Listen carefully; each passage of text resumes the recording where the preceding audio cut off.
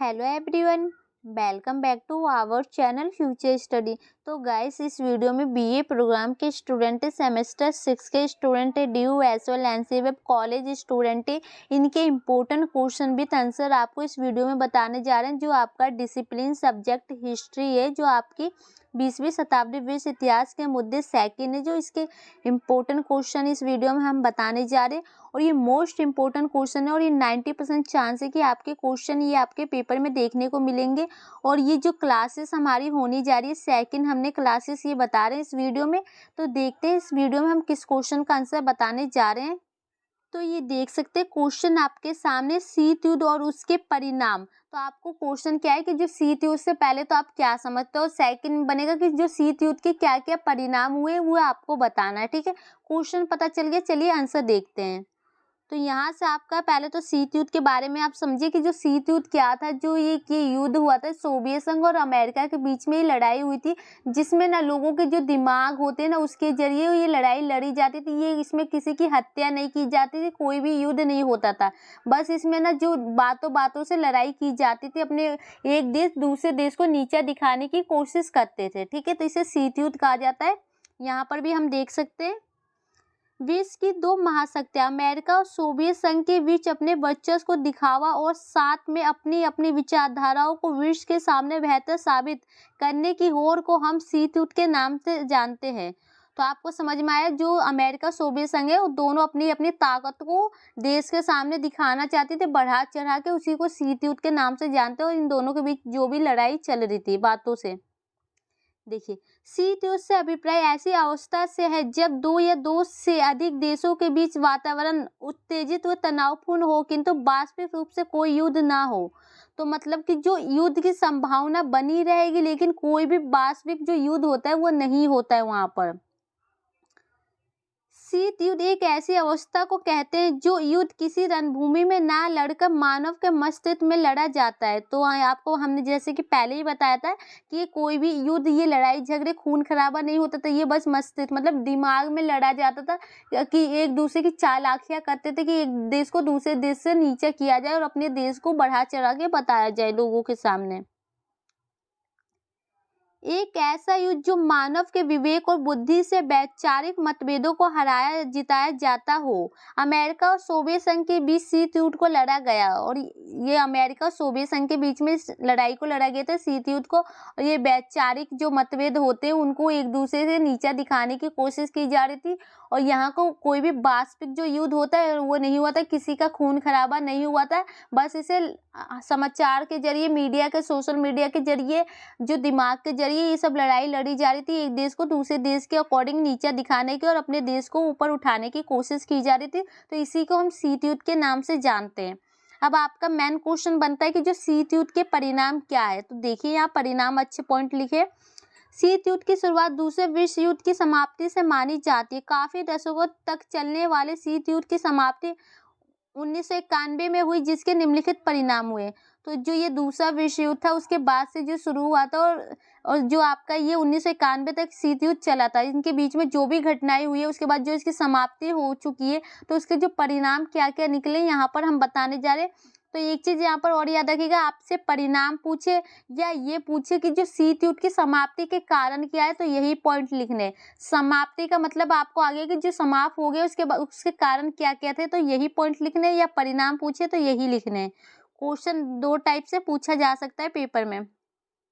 तो first point आपका बनता है इसके परिणाम गुट निरपेक्ष आंदोलन का विकास। तो इनका विकास हुआ कैसे, तो देखिए शीत युद्ध का परिणाम गुट निरपेक्षता आंदोलन का विकास था। इसको समाप्त करने में गुट निरपेक्षता आंदोलन ने बड़ी भूमिका निभाई। तो जो शीत युद्ध को खत्म करने में ना इस आंदोलन ने बहुत ज्यादा महत्वपूर्ण भूमिका निभाई थी। इन राष्ट्रों की संख्या लगातार बढ़ती गई।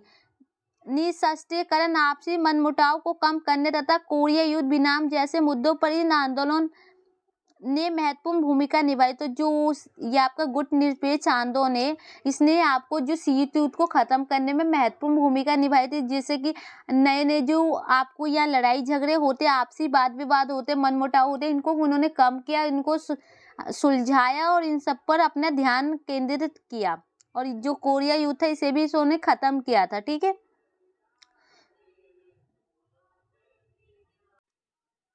जो आपका सेकंड पॉइंट बनता है पूंजीवाद की तरफ आकर्षण। तो देखिए, शीत युद्ध की समाप्ति के बाद साम्यवाद की स्थिति खराब हो गई थी तथा अधिकतर विकासशील देश पूंजीवादी व्यवस्था की ओर आकर्षित हो रहे थे। पूंजीवादी व्यवस्था को विश्व के अधिकतर देशों ने सही माना।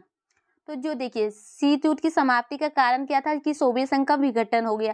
अब जब सोवियत संघ का विघटन हो गया तो साम्यवादी की व्यवस्था खत्म हो जा रही है, तो उसके बाद बच गई कौन? पूंजीवादी व्यवस्था। तो सभी लोग जो पूंजीवादी की ओर आकर्षित हुए जा रहे थे, और इसे जो ज्यादातर जो विश्व के देश होते हैं ना, इसे सही बताया कि पूंजीवादी व्यवस्था अच्छी व्यवस्था है।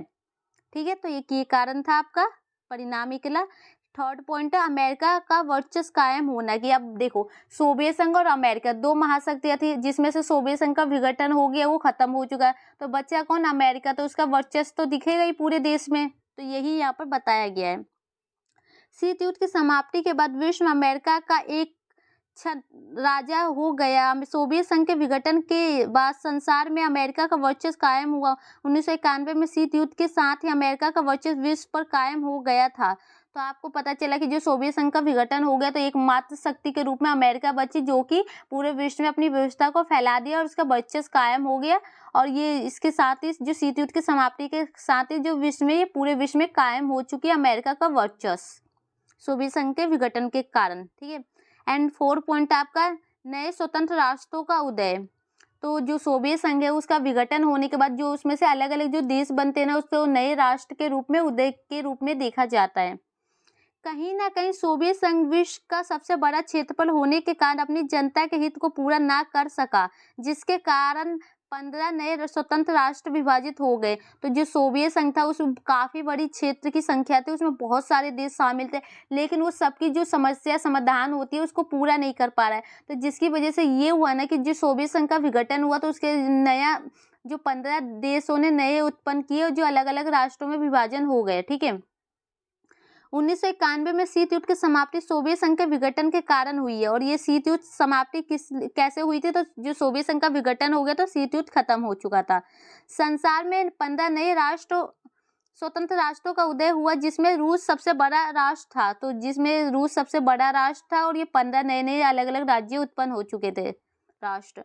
एंड 5 पॉइंट आपका निःशस्त्रीकरण को बढ़ावा। विभिन्न परमाणु संधियों द्वारा निःशस्त्रीकरण को बढ़ावा दिया। तो पता है, संधियां की गई, जिसके जरिए ये होगा ना कि जो हथियारों को कम उठाया जाएगा और लड़ाई झगड़े को कम किया जाएगा। जो 3 संधियों के नाम है, आपको नाम ये देख लेना है। आदि संध्या, जो आणविक विस्फोट को रोकने की कोशिश की गई। तो जो विस्फोट होते हैं, जो परमाणु हथियार उसके जो द्वारा किए जाते हैं, बम, ये सब को रोक दिया जाता है, क्योंकि इस संधि के द्वारा कि किसी से भी लड़ाई झगड़े किसी देश से नहीं किया जाएगा। इनके द्वारा शस्त्रों की होड़ को रोका गया, मतलब कि जो अपने शस्त्र को दिखाते हैं, बाद एक देश पर दूसरे देश पर परमाणु बम गिराते हैं, इन सबको रोक दिया जाता है। शीत युद्ध के चलते परमाणु शक्तियों को अंधाधुंध बढ़ावा जा रहा था। जो शीत युद्ध जब चल रहा था, तो अमेरिका सोवियत संघ पता है क्या कर रही थी? दोनों एक दूसरे के खिलाफ ना साजिश कर रही थी, जिसके जरिए वो हथियारों का ज्यादा से ज्यादा निर्माण करने की कोशिश कर रही थी, कि जिससे कि हम उस देश से हम हार नहीं सके, जब हमारे बीच में युद्ध लड़ाई चलने लगे। तो ऐसे में अमेरिका और सोवियत संघ अपनी शक्तियों को विश्व के सामने दिखाने के लिए परमाणु हथियार बड़ी तादाद में बनाने लगे, तथा पृथ्वी को ज्यादा नुकसान ना हो, इसलिए कुछ संधियों द्वारा देशों को रोकने का प्रयास किया गया। तो जो अमेरिका सोवियत संघ के जो आपके परमाणु हथियार बनाए गए थे, उसको रोकने के लिए कुछ संधियां बनाई गई थी कि, तो यही सब संधि थी नाटो सीटो, क्योंकि इसके जरिए ये होगा ना कि जो पृथ्वी को नुकसान नहीं पहुंचाया जाएगा, ये सब युद्ध नहीं होंगे। तो ठीक है, 5 पॉइंट में यही बताए गए थे। एंड 6 पॉइंट आपका बनता है आर्थिक परिणाम। सोवियत नेता जान चुके थे कि संशोधन का प्रयोग आर्थिक सामाजिक विकास के लिए जरूरी है। व्यापार संतुलन भी काफी अस्त व्यस्त हो चुका था। दूसरी तरफ अमेरिका को काफी आर्थिक क्षति उठानी पड़ी रही थी, अतः दोनों एक दूसरे के समीप आने लगे थे। तो जो आर्थिक परिणाम ये हुआ कि जो सोवियत संघ और अमेरिका, ये दोनों जान चुके थे कि देखो, अगर हम एक दूसरे के जो विरुद्ध में कार्य करेंगे, व्यापार करेंगे, तो दोनों को ही नुकसान होगा, अमेरिका को भी नुकसान होता था। तो इसीलिए उन्होंने एक फैसला लिया कि जो दोनों मिलकर कार्य करेंगे, और दोनों एक दूसरे के पास आना शुरू हो गए धीरे धीरे। ठीक है, तो शीत युद्ध खत्म होने स्टार्ट हो गया। अब आपको निष्कर्ष में क्या लिखना है? यहाँ पर 6 पॉइंट है, और अच्छे एकदम पॉइंट हमने बताए। आपको वीडियो को 1 से 2 बार देख के अच्छे से पॉइंट को याद करना है। तो निष्कर्ष में देखिए, अगर हम शीत युद्ध के परिणामों के निष्कर्ष की बात करें तो पता चलेगा कि इतने लंबे समय तक चले शीत युद्ध 1991 में सोवियत संघ के विघटन के बाद से विश्व में शीत युद्ध की समाप्ति मानी जाती है। तो जो 1991 में सोवियत संघ का विघटन हो गया तो उसके बाद शीत युद्ध खत्म हो जाता है पूरी तरह से।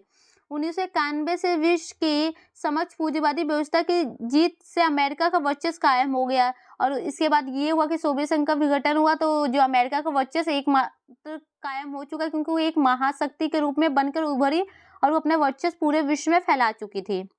वर्तमान समय में भी अमेरिका ने विश्व के सामने अपना वर्चस्व को बनाए रखा है।